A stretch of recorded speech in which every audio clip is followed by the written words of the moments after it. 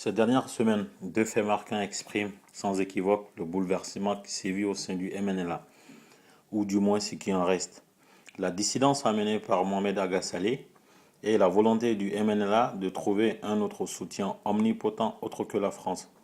Je vous ai déjà développé ici les contours de la dissidence. Cette fois-ci, je vous présente la situation avec la drague sexy que le MNLA tente de faire à Moscou. La visite du MNLA à Moscou, si elle peut paraître anodine, eu égard au très peu de liens entre le nord du Mali et Moscou, nous conduit à plusieurs pistes. Tout d'abord, le MNLA est en complète perte de vitesse dans la région, auprès des Français, des Algériens, et s'il tente de s'accrocher au Maroc, c'est peine perdue.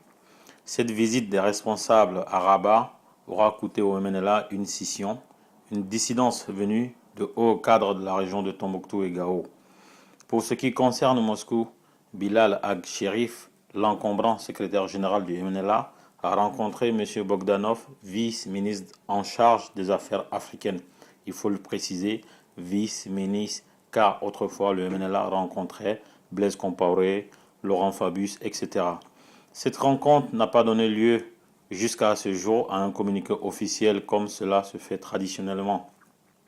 La seule information que nous possédons est qu'à un moment où Moscou se paye la Crimée, il a été rappelé au MNLA que l'intégrité territoriale du Mali est non négociable et la convocation de l'ambassadeur de Russie au Mali est venue clarifier les choses. Pour ça, on peut, il est vrai, que cette visite intervient dans un contexte où Moscou incite la petite région de Crimée à quitter l'Ukraine. Certains petits esprits y voient un signe ou une ouverture pour les indépendantistes, mais peut-être est-il important de signaler que la Crimée ne prend pas son indépendance. La Crimée rentre dans la Russie. La Crimée possédait déjà un statut autonome et va conserver ce statut, mais n'est pas devenu un État indépendant.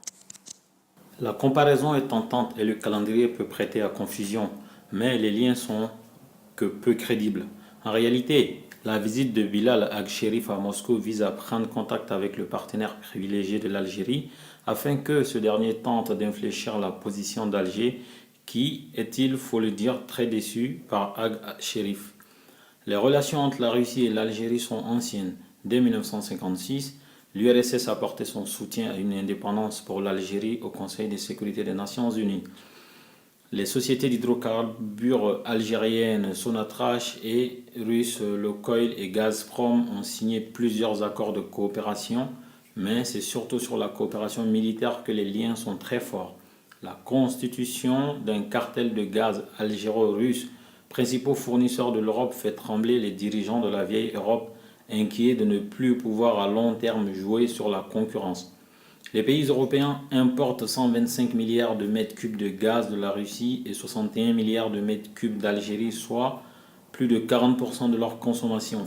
En novembre 2002, la Russie a lancé le premier satellite algérien servant à prévenir les catastrophes naturelles. Il existe une coopération dans le domaine spatial entre les deux pays, mais la Russie est surtout le premier fournisseur de l'armée algérienne. Des contrats de plusieurs milliards de dollars lient les deux États.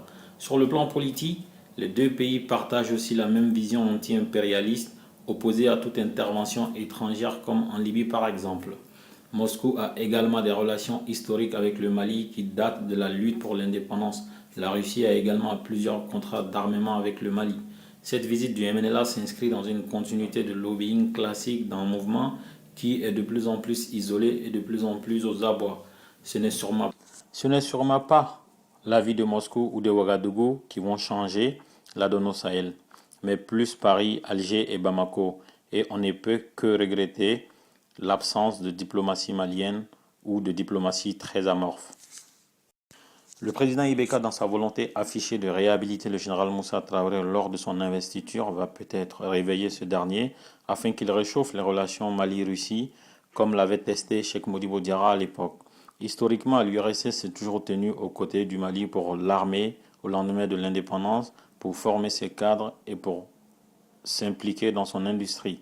Si l'URSS est différente de la Russie, la volonté manifeste de cette partie du monde de refuser la pensée unique du maître à penser Occident est un signe que seuls les avertis décryptent.